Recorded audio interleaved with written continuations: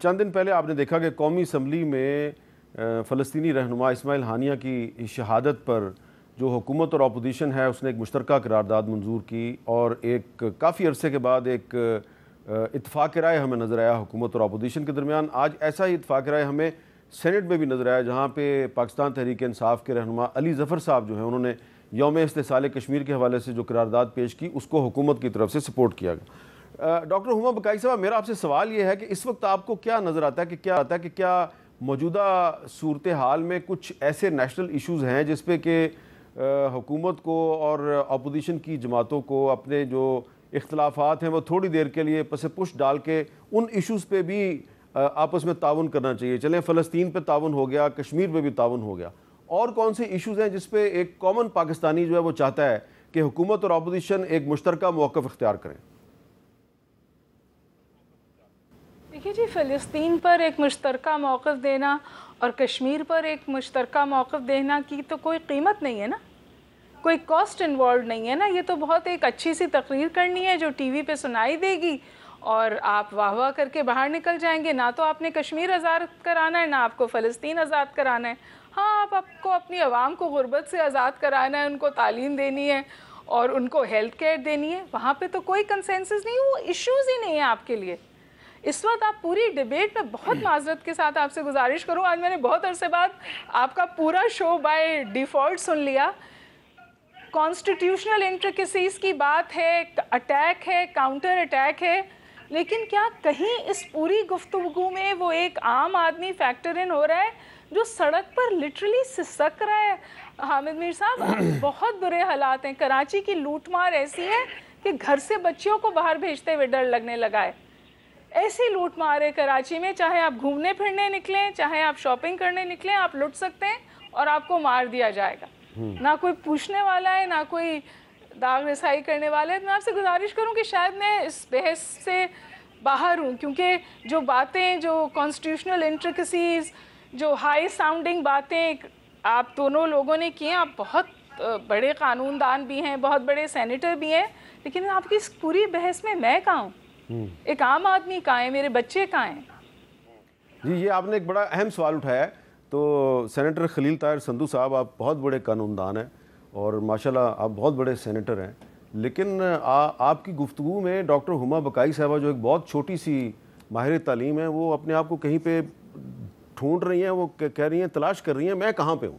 جی حامد میر صاحب، سب سے پہلے تو میں شکر گزار ہوں آج سلمان اکرم راجہ صاحب کا کہ انہوں نے الیکشن ایکٹ کو مان لیا، ورنہ وہ کہتے تھے آئین سپریم ہے ہمیشہ، اور اگر آئین سپریم ہے تو پھر آرٹیکل 219 جو سی ہے وہ کہتا ہے کہ الیکشن کمیشن نے ٹرائیبیونل مقرر کرنے ہیں، نمبر 1۔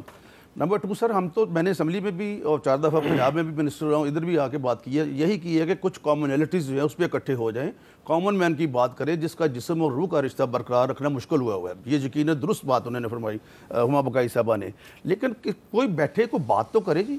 ہمارے تو پرائم منسٹر نے سب سے پہلے ان کو دعوت دی کہ آپ گورنمنٹ بنائیں، یہ ادھر بھی نہیں آئے، اور پھر کہنا کہ اسکولوں میں آپ جائیں گے آپ کے بچوں کو لوگ ماریں گے، آپ کو رشتے نہیں دیں گے، اتنی مطلب اس لیول پہ، اور پھر جاتے جاتے کہہ گئے جی ہم نے بارودی سرنگیں بچھا دی ہیں۔ ایک وقت تھا نا 2017 میں جی، جب روٹی 2 روپے کی تھی، سونا 54,000 روپے کا تھا، پیٹرول اپنا تھا 110 پہ، اور ڈالر تھا 104 روپے 96 سے۔ تو آخر کچھ تو ہوا نا 42 ماہ میں کہ جو بارودی سرنگیں بچھائی ہیں، جو شوکت ترین صاحب نے اپنے دونوں وزرائے کو کہا، جو بعد میں ٹیپ بھی ہوئی بات اور چلی بھی، کہ آپ یہ آئی ایم سے معاہدہ توڑ دے، سارا کچھ کر دے، حالانکہ اس سے کووننٹ کہ اگر آئی ایم سائن نہیں کرے گا تو باقی ممالک بھی آپ کو مدد نہیں دے سکتے کسی صورت میں بھی۔ دیٹس وائی کہ ملک کو ہم نے سیاست کو قربان کر دیا لیکن ریاست کو بچایا، اور اس کو انسالوینسی سے، انسالوینٹ ہونے سے بچا لیا۔ آپ نے اپنی سیاست کو قربان کر کے ریاست کو بچا لیا؟ جی بالکل بچایا۔ پکی بات ہے؟ جی پکی بات۔ یہ جو سپریم کورٹ کی اور پارلیمنٹ کی لڑائی ہونے والی ہے، اس میں ریاست کو کوئی نقصان نہیں ہوگا؟ نہیں، ریاست کو کوئی نقصان نہیں۔ جی سلمان صاحب، ریاست کو کوئی نقصان نہیں ہوگا، آپ اتنے پریشان کیوں ہیں؟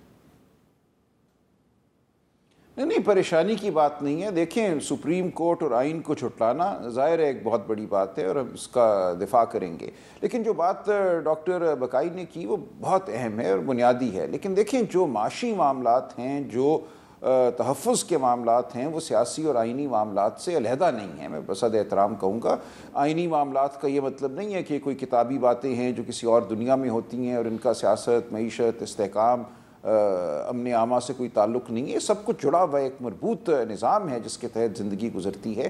جب آپ جھوٹ اور فریب کی بنیاد پر ایک حکومت کھڑی کرتے ہیں، 16 سیٹیں جیتنے والی جماعت کو آپ حکومت دے دیتے ہیں اور پھر کہتے ہیں آئینی ترمیم کرو، ان کی نشستیں بھی لے لو، تو معاشرے میں اضطراب پیدا ہوتا ہے۔ اضطراب جب پیدا ہو تو پھر معیشت خراب ہوتی ہے، امن عامہ بھی خراب ہوتا ہے، تو یہ سب چیزیں مربوط ہیں۔ دیکھیے معیشت کے لیے وہ سوچے گا جو واقعتاً یہ سمجھتا ہے کہ اس کو عوام کے پاس جا کر عوام کی تائید کی ضرورت ہے۔ اگر ہم یہ سوچیں کہ ہمیں تو عوام کی تائید چاہیے نہیں، 8-9 فروری ہو یا اگلی دفعہ جب الیکشن ہوں گے تو فارم 47 ہمارے لیے بنا دیے جائیں گے، تو ہمیں کیا ضرورت ہے؟ اچھا، آپ کو امید ہے کہ جو سپریم کورٹ کا فیصلہ ہے، سلمان صاحب آخری میرا سوال ہے، چھوٹا سا جواب، آپ کو لگتا ہے کہ سپریم کورٹ کا جو فیصلہ ہے ریزرو سیٹ پہ، اس پہ عمل درآمد ہو جائے گا؟ دیکھیں اگر یہ قانون پاس کرتے ہیں جو ان کا ارادہ ہے تو سپریم کورٹ کو اس قانون کو کالعدم قرار دینا پڑے گا۔ میں نے بغور اس بل کا جائزہ لیا ہے، مکمل طور پہ آئین سے متصادم بل ہے، اس کو بالکل ختم کرنا ہوگا اور مجھے یقین ہے کہ سپریم کورٹ اس کو کالعدم قرار دے گی۔ بہت بہت شکریہ سلمان اکرم راجہ صاحب، ڈاکٹر ہما بقائی صاحبہ اور خلیل طاہر سندھو صاحب۔ لگتا یہ ہے میں آپ نے دیکھا کہ سلمان اکرم راجہ صاحب کہہ رہے ہیں کہ اگر حکومت سپریم کورٹ کے فل بینچ کے فیصلے پہ امپلیمنٹیشن نہیں کرتی اور پی ٹی آئی کو ریزرو سیٹیں نہیں دیتی تو وہ کہہ رہے ہیں پھر سپریم کورٹ کو ہی جو ہے وہ اس قانون کو کالعدم قرار دینا چاہیے۔ تو اس لحاظ سے دیکھا جائے تو ڈاکٹر ہما بقائی صاحبہ کا یہ سوال بڑا اہم ہے کہ یہ جو حکومت اور اپوزیشن کی لڑائی ہے، اس میں جو عام آدمی ہے وہ کہاں پہ کھڑا ہے؟